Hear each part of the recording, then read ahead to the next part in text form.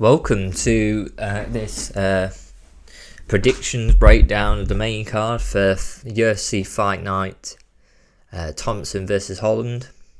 So getting straight into the first fight on the main card, there's Anders versus Carl Dorcas.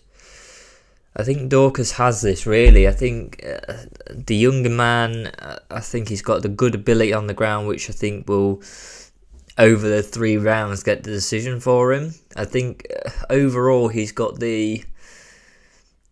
I just think he's a slightly higher level currently than Anders. He has them in his fights previously. He looks better, and I think against the people he's been fighting against, are they a better quality than Anders has fought against, and how he looked? I think probably. I think he is of that higher level. I don't think it's too far to say that. I think he keeps him quite nicely in control and can. Well, to be fair, can really control him for the 3 rounds and just get the win. I don't think this is going to be like a KO, or he might get a submission, but I think it's actually going to be quite a dominant display of, not like knocking Anders out, but actually showing he is better. He is at that next level to go further up the main cards in his next fight. And I think he's not going to take too much damage. I think he's going to get in there, get it done, and look quite decisive over those 3 rounds. I think it's not going to be lack of action. I think it's just going to be like he'll get in positions, do a bit of work on the ground, but that's the game, and not to put yourself at risk. I think Anders. I think that'll be the game plan. No, not the game plan, but the eventuality of the fight. I think that's what's going to happen. But I think Anders could get frustrated on being controlled and then put himself at risk, where the submission comes on like the 3rd round or like late 2nd round, when he knows he has to basically do something to even have a chance to win. So I think Carl Dorcas gets decision there over them 3 rounds. So this one's had a bit of a change, but Jack Hermansson is still fighting, but now against Roman Dolidze. So I think Jack Hermansson still does this, even against. I can't remember why it's been changed. It might be it could be something to do with weight or something like that. I don't know, but it's a middleweight bout, and I think Jack Hermansson against Dolidze, I think he's got it. I think he's just a better fighter overall.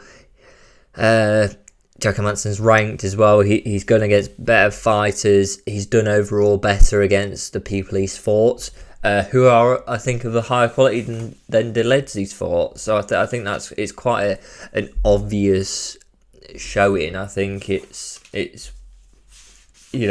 think Jack Hermansson's kind of got this in the bag. But I think Roman Dolidze isn't terrible, but I don't know whether he's coming on late notice for this fight as it's changed, but I know Jack Hermansson was on the original fight card, so if it is late notice, even worse. I think even look at the odds right now, it's Jack Hermansson's a heavy favourite. I think so. He's just a high level. What do I think is going to actually happen? I think Hermansson probably gets a decision. I think the change of opponent's probably going to throw him off slightly. I don't think there's going to be a massive capitalization on a new opponent if they're better or worse. I think it's actually going to not put him off, but I think it's just going to be like, well, let's just get the decision, let's get this done, get this fight out of the way, and on to the next. I don't think it's going to be a KO, or it could be surprised or whatever, but I think it's just going to be a decision of Jack Hermansson just showing he is a better man, higher level, on that next level to kind of Dolidze and people below him. Jack Hermansson is also ranked. I mean, he has to show he's at that higher level, really. So I think Jack Hermansson gets the decision there. So now on to a bit of a weird one. So Tai Tuivasa versus Palenklich is a good fight. I mean, I think Sergey is a heavy favourite, quite heavy favourite, and it's just I like Tai Tuivasa. I like how he fights. I like him being in them sort of fights. I think it's just a trouble of, and he's got, I would say, both of their fight histories, he's got the harder fights. Gane, he's had Derek Lewis, who obviously Sergey's had Derek Lewis in one as well, but last fight, but Tuivasa's went higher than him recently, but I just think Sergey's got he's running currently, and I think you have that momentum of running, you're beating opponents, you win, and you're going up, whereas Tuivasa's kind of been at a high level and now coming down. I think it's going to be hard for Tuivasa to get this done. In saying that, Tuivasa can come up with just the ability to come out and do something. I think Sergey's hands he's heavy hitter. I think with Tuivasa you got less of a Derek Lewis problem, which is he's gonna KO you. He's gonna flatline you with one hand. Sergey could to Tuivasa. I don't think Tuivasa. I think he's got a good chin. I think he's been not his last few fights he's been hit quite a few times. I don't think that helps him. But I think Sergey gets the KO TKO here within 3 rounds. I think it's tough for me to say he won't, and I think he's pretty much going on to a title fight if he wins this decisively. I'd like Tuivasa to do something, show himself to be good. I'd hate for it to be a dominant display, but because Tuivasa's a good fighter and he's exciting and people like him and he's good to watch, but I think you got that's my heart, and I think you got to use your head, and I think Sergey's overall he's coming up, got a good momentum behind him, beat people and is winning. Tuivasa's kind of been quite badly beaten last few fights, coming down. I don't think that's a good place to be coming against someone like Pelenkovic. So I think he gets it done within a KO TKO within 3 rounds really. And now you've got going up, so you've got a flyweight bout with Nicholas and Matt Schnell. So a good fight, I think. I mean, I don't know whether these... so I think Nicholas has got it. I think he's the better fighter overall. I think there's quite a few fights on this card that are a bit like... I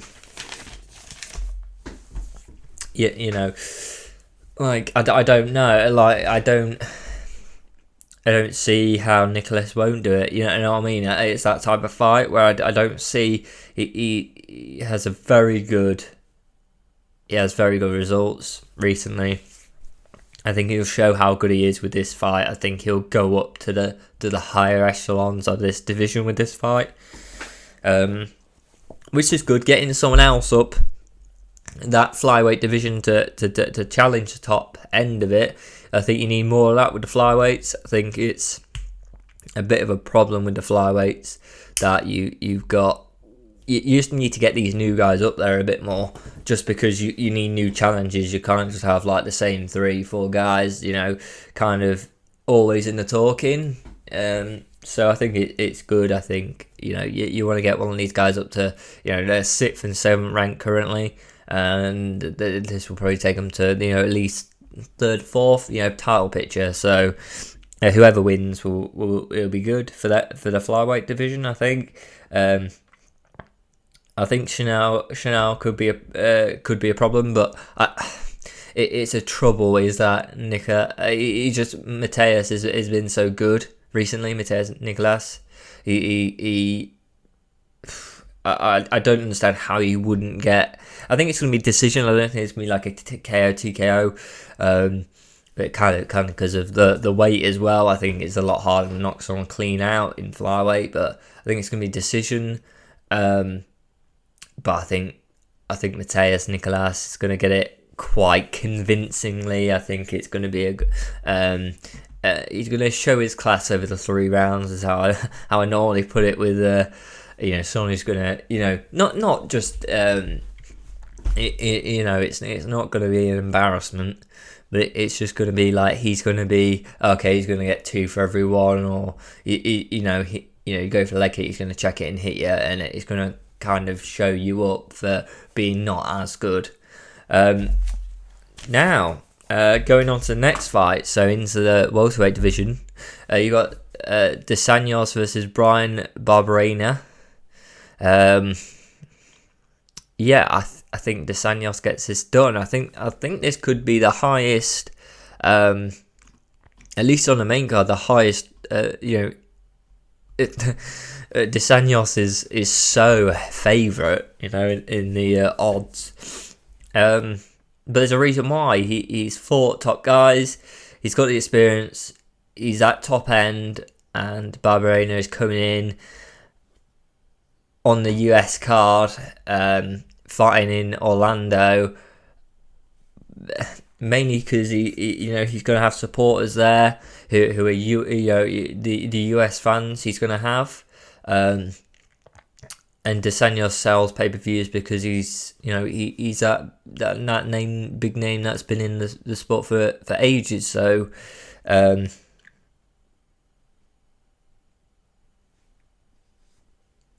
think the experience helps. Barberena's last fight was quite a long time ago, in Feb. I think that's quite a long time. You've got quite a few months now, so you're basically like 9-10 months. Quite a long time to be out, especially coming against Dos Anjos. I think the experience works in his favour, and I think he gets a TKO within 3 rounds. So I think that's how it's done, really. There, I think that's quite a probably the most obvious fight in the card. I think you can't take out the ring rust from Barberena, and then Dos Anjos has got the experience. He's got them big fights under his belt, and he's a great fighter. He's 7th ranked, great fighter. So it is what it is. Right. So now going up to the main event, welterweight bout, Stephen Thompson versus Kevin Holland. Kevin Holland gets it done, I think, mainly due to I just think Stephen Thompson is a great, kickboxer, amazing type stand-up fighter. With the kicks, with the boxing.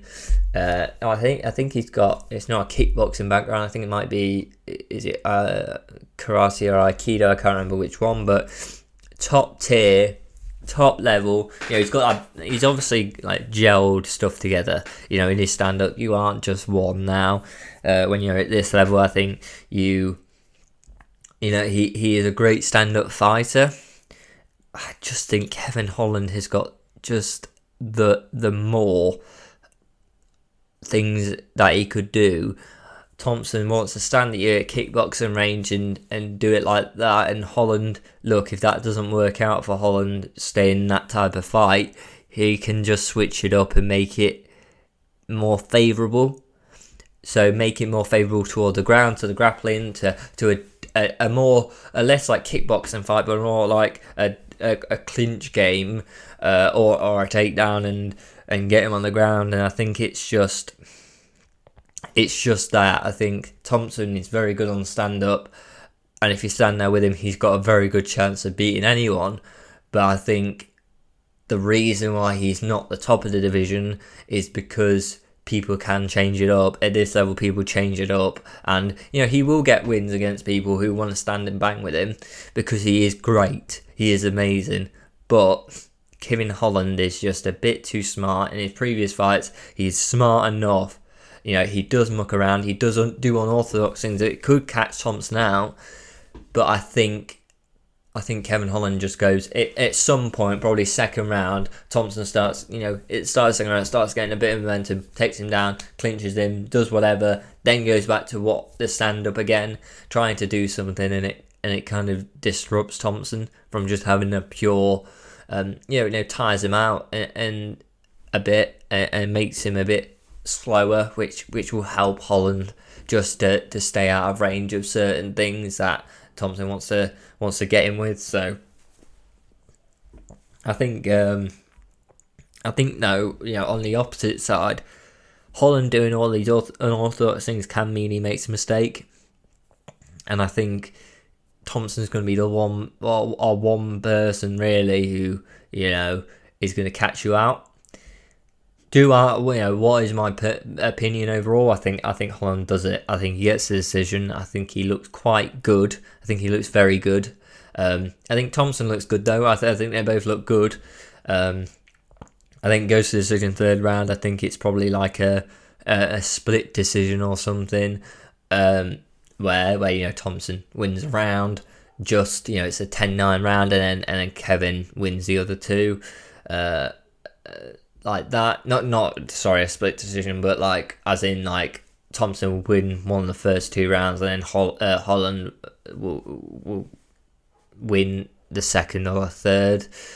Holland will get two of the rounds at least to get the win there, and I think it will look good. I don't think it will look embarrassing for Thompson. I think it will be it will just be Kevin Holland's the better guy now. At this moment Kevin Holland's better. And he just has more in the UFC, in the rule set of the UFC is better. So I think that's how that goes. But please leave your comments down below. I'd like to hear what you think, and let me know if you think anything different. So any fighter's going to win. Tell me what you think about fighters in this card, or any other future cards you would like me to talk about and predict.